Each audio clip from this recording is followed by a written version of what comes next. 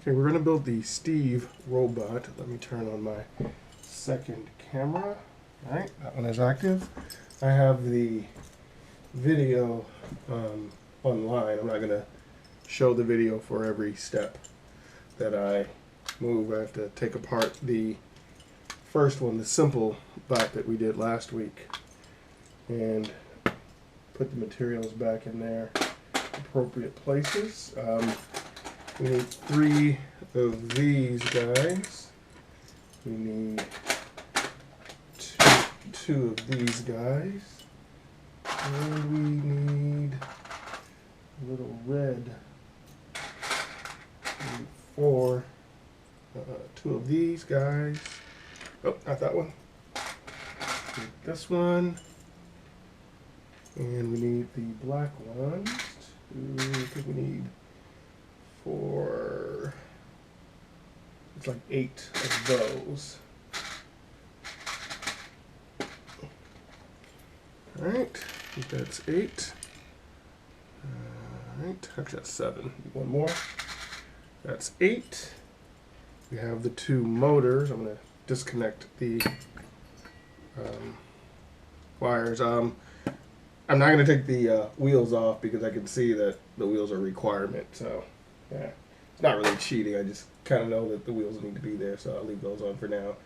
And I'll get the other pieces here. These guys, 1, 2, 3, and 4.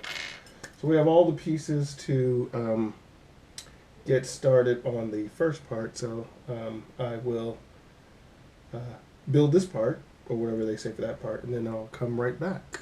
So let me turn off this one and turn off this one. Okay, coming over again. Let's go ahead and get our second camera going. All right, so I ended up taking the wheels off because I wanted to follow a little bit more closely with the designer there. So I did a little cheating there. But I rectified it. I have all of the pieces that are outlined for the phase 2. Got the 2 rectangle pieces, the 2 boards, the caster, looks like 1, 2, 3, need 1 more of the red pieces and a couple of the blue pieces. My desk is a little slanted, which is why they roll. So we're going to build phase 2. Alright, so we finished phase 2. Now we're on to phase 3. I'm going to go ahead and set this one up before I do the build. Looking at the monitor, it looks like this. And we will continue. Oh, I'm going to drop things. It's one of the things I always tell students. Make sure you have a clean workspace so that you don't drop things or knock things over. All right, here is the little caster ball that popped out, but we're good now. All right, so we'll see what the video says next.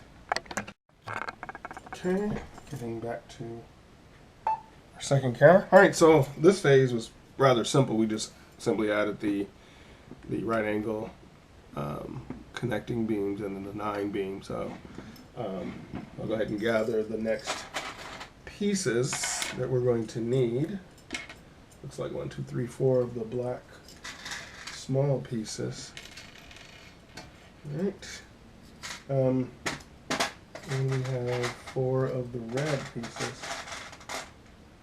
So far, it's been rather easy to follow along. My only concern is, I've done robotics, so I've kind of got a sense of what's going on. Even though I've not used this particular kit before, I'd be concerned that it's a little too easy for students just to follow along and not really get anything or learn anything. I'm not sure if this piece is something I need here, so I'll go ahead and grab that piece, but I'm not really sure what piece that is. So I'll wait and see from the the next section. So I'll be back for the next build. All right. Notice I'm moving my camera angle a little bit. Okay, so here are the pieces now. Looks like we're about to assemble the pieces into the main bot. So we'll go from here now. All right, turning on the second camera. All right, so one thing I did notice when I was assembling this part is these pieces are too long. So I must have inadvertently grabbed the wrong pieces, the wrong length. So I'm going to change those out before I do the rest of the assembly. I only noticed it when he had counted off where he had connected the brick, and he had counted off a smaller number than I had. So fortunately, I found that out, which is a good lesson for my students, is as we're putting these things together, that we are paying attention to what the instructions say exactly. So try this part again without snapping it or breaking it. This is one of the challenges of these Lego pieces, is snapping them in place so that they are secure but not cracking or breaking them. So this is supposed to be in a 6-hole. 1, 2, 3, 4, 5, 6. All right. Okay, so we're back on schedule, back on track. So we'll see what happens for the next section. All right, turning on our second camera. All right, so we have the little arm thing here. We've got the motors in place. I suppose I could have left the wheels on before, but yeah, c'est la vie. All right, so now we're going to put that last motor on. I guess that controls this, and then we'll be ready for some programming. Alrighty. Alright, so we have finished our StEV bot, minus the little difficulty there. I think in the last video my cat helper may have come in before I shut it off. So if that happens, if you're a cat lover, then you get to see a kitty. If you're not, then, well, she's there. So now we're going to look at programming it. All I'm going to program to do is just go forward, go back, and then maybe lift the little handle here as a demonstration. There's a video on how to do the programming, but I think I want to try this one by myself just to kind of get a sense of it. So, all right, we'll see what happens next. All right, so we did a simple program. Didn't use the video that they showed. I just kind of programmed it on my own. And let's see what happens. That's in here, going forward, stopping, lifting his arm, backing up, arm down.